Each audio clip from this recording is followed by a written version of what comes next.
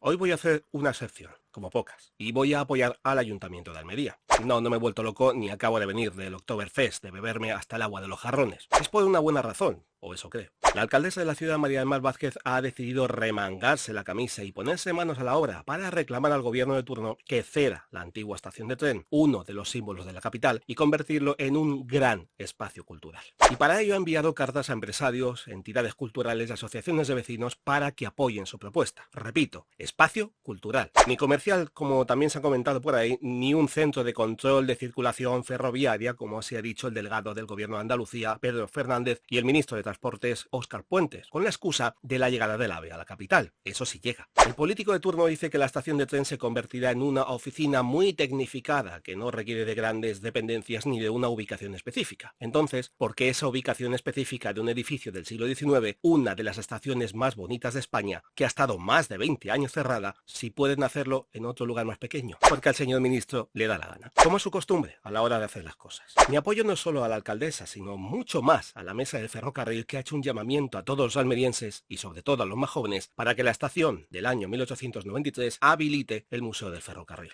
un lugar en el que parte de la historia y del desarrollo de Almería estarían bien presentes. No hay que olvidar que Adif ha cedido decenas de estaciones como la de Almería para uso comercial y cultural. Entonces, ¿por qué este caso debe ser una excepción y no era Almería uno de sus símbolos de la industria y la historia de la ciudad? Así que os animo a todos a apoyar la idea de que la estación sea por y para Almería, y no para capricho del Ministerio de Transportes ni del gobierno de turno. No queremos verla cerrada otros 20 años más. Pero ya se sabe que hablar con el tal Óscar Puente, y eso lo hemos visto en los medios de comunicación y en redes sociales, es como dialogar con el mismísimo diablo. Ya que he mencionado al diablo, y no me refiero a Óscar Puente, quiero dar a conocer un proyecto que ha puesto en marcha el escritor más que internacional y amigo Fran García, el autor de la trilogía del diablo y cuyo libro, La Embajada del Diablo, está teniendo un éxito brutal no solo en España sino en el resto del mundo. Y no exagero. Por ese motivo, Fran García, originario de la barriada del Pilar, en Lugrín, ha lanzado la versión anime en inglés, novedosa, y en vídeo para YouTube de La Embajada del Diablo. Poca broma. Y si con eso no fuera suficiente, ha creado junto al compositor malagueño Sergio Martín una canción asociada al vídeo cuyo título es Eden's Sea, Mar de Edén, que hace referencia a su más que querida Cabo de Gata. Es una dulce despedida hacia su tierra a nivel artístico, una tierra donde ha podido observar cómo, además de conocer el éxito, durante bastante tiempo ha sobrevolado por encima de su cabeza una nube de egos y envidias de ciertos personajes públicos dignos de ser protagonistas de sus propios libros. Un casting de primera clase, casi nada. Hasta el propio John, principal en esta saga, les tendría miedo. Os recomiendo ver el vídeo porque es una auténtica pasada. Os dejo el enlace en comentarios. Ya de paso, os aconsejo que leáis los 3 libros que Fran García ha escrito: El compás del diablo, La embajada del diablo y Edén, ojos que todo lo ven. Y ojo, que pronto habrá noticias de una 4ª entrega que también será muy interesante. Y ya me han soplado que hay un 5º en proyecto. Vamos, que tenemos diablo para rato. O será diablesa. Habrá que esperar para saberlo. Y ahora, noticias.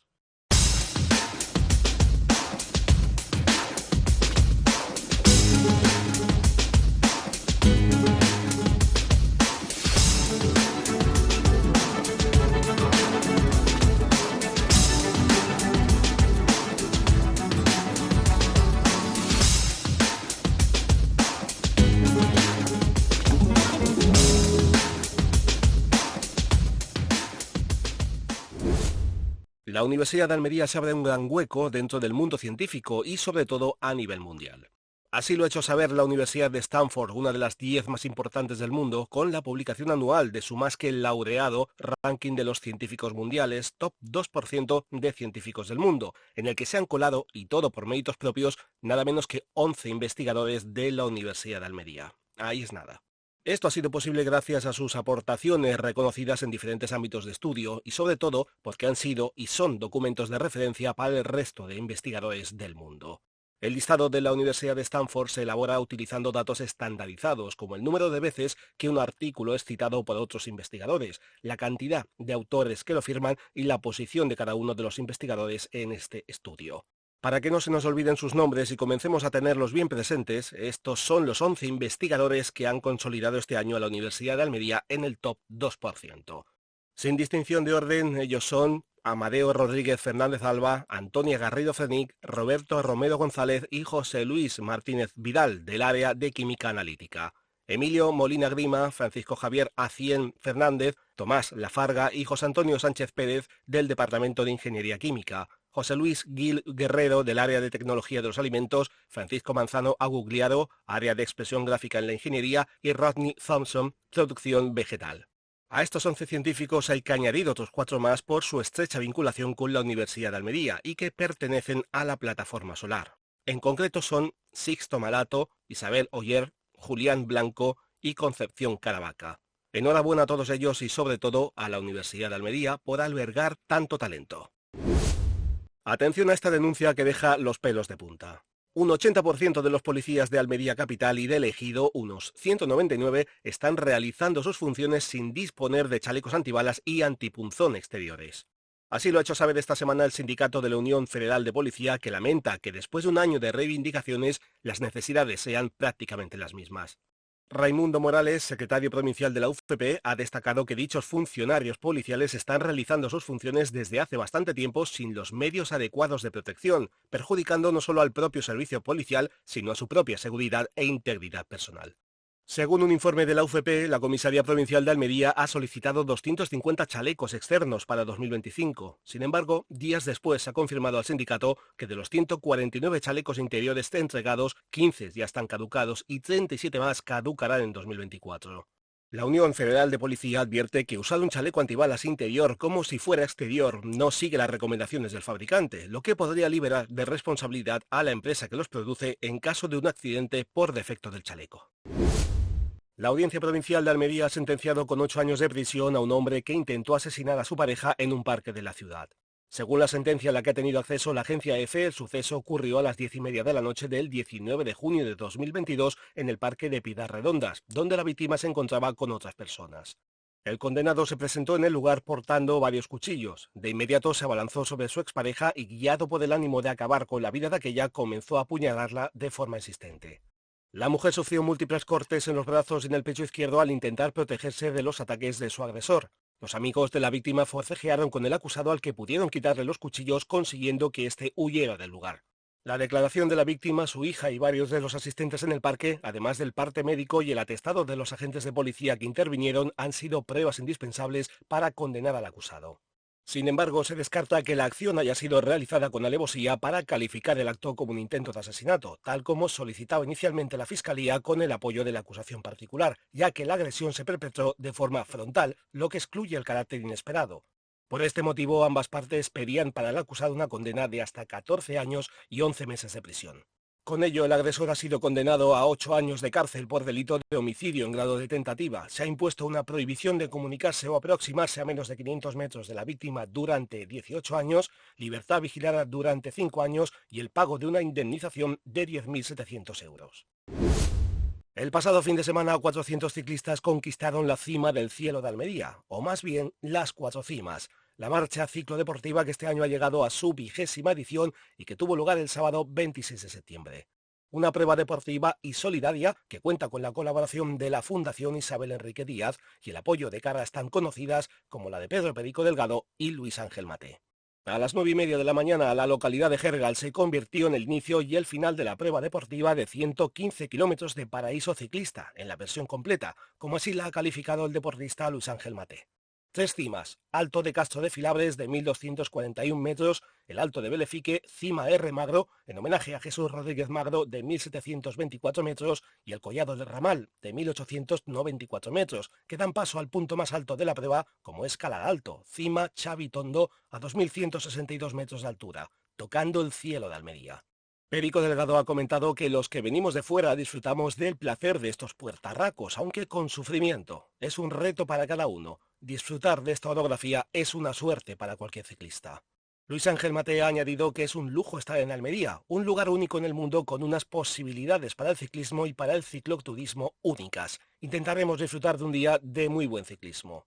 Los ganadores de esta 20ª edición de las 4 cimas han sido Juan Diego Cano Pérez en categoría masculina y Leticia Martín Cabrera en la prueba femenina. Tras darle mucho a los pedales, la prueba ha terminado con una buena comilona en Jergal, donde se han podido saborear deliciosos platos elaborados con productos almerienses. Las 4 cimas ha demostrado una vez más que deporte y solidaridad siempre van cogidas de la mano, en este caso de la mano de la Fundación Isabel Enrique Díaz, que trabaja en la atención y ayuda de las personas menos favorecidas de nuestra sociedad. Necesitamos vuestra ayuda para poder seguir adelante. Este es el mensaje de auxilio que la protectora de animales, la Huella Roja, ha lanzado a la comunidad almeriense y también más allá de la provincia. La asociación ha puesto en marcha una campaña de recaudación de dinero para poder comprar una furgoneta de segunda mano. Su antiguo vehículo, conocido como la Huelloneta, herramienta indispensable para la entidad, ha dejado de funcionar tras muchos años de servicio. Sin una furgoneta, la protectora se enfrenta a grandes dificultades para continuar con su labor, desde servicios veterinarios hasta rescates y traslados, lo que supone pocas garantías para el bienestar de los animales que tienen a su cargo. Así que los miembros de la Huella Roja enfatizan esperanzados de que todo suma y juntos podremos. Si quieres ayudar a que la protectora de animales, la Huella Roja, pueda tener su furgoneta lo más pronto posible, aunque sea con poco, entra en la web www.gofundme.com. Entra en la opción Buscar, arriba a la izquierda, y escribe Ayuda para comprar una furgoneta. A la derecha de la página clicas en Donar ahora y eliges la cantidad que quieras donar. Hay importes fijos y una casilla donde tú puedes escribir la cantidad que quieras ofrecer. Así de fácil. Lo puedes hacer por PayPal o por tarjeta de crédito. Y si tú o alguien que conozcas tiene una furgoneta de segunda mano en buenas condiciones y que no está usando, ¿qué te parece darle un buen uso para ayudar a los animales acogidos por la asociación? Seguro que os lo agradecerán. Terminamos en Sorbas, donde tras varios años de reivindicación por parte de los vecinos, el Pleno de la Diputación Provincial de Almería ha aprobado con el voto unánime de todos los partidos políticos con representación la puesta en marcha de la reconstrucción de la residencia de mayores de esta localidad con una aportación presupuestaria de 1,5 millones de euros. El presidente de la Diputación, Javier Aureliano García, ha comentado que desde la Administración provincial se va a hacer la inversión más importante que ha hecho esta Diputación en un municipio de estas características. García ha añadido que los puestos de trabajo que allí estaban se quedan asegurados y que los residentes que allí estaban se quedan también asegurados. Por su parte, el alcalde del municipio, Juan Francisco González, ha agradecido la implicación y compromiso personal de su presidente y que gracias a este convenio la reconstrucción de la residencia de mayores está cada vez más cerca. Tras la demolición con carácter de urgencia de uno de los módulos del edificio por riesgo de derrumbe a causa de las fuertes lluvias que cayeron en la provincia entre los meses de marzo y abril de 2022, la Junta de Andalucía autorizó el cierre forzoso del centro. Esto provocó la reubicación de los internos y dejó a los empleados en una situación de incertidumbre laboral, que hoy, aunque aún haya mucho tiempo por delante, van a poder respirar algo más tranquilos. Llegamos al final de la edición de esta semana. Si os ha gustado este nuevo episodio, dad like al pulgar, opinad sobre la información publicada, suscribíos al canal, ya que es un gran apoyo y dais más visibilidad a este, y compartirlo si veis que es de interés para vuestros amigos y conocidos que vivan fuera de Almería. Si queréis proponer temas que os interesen o denunciar algo que perjudique la vida diaria de la capital o de algún pueblo de la provincia, hacedlo llegar con pruebas y se enviará a quien corresponda, esperando su respuesta. Si no contestan, la denuncia se publicará en la siguiente edición. Muy buenas a todos, sacias y sacios, gracias por escucharnos una semana más y hasta una próxima edición de Esto es Almería, Sacio.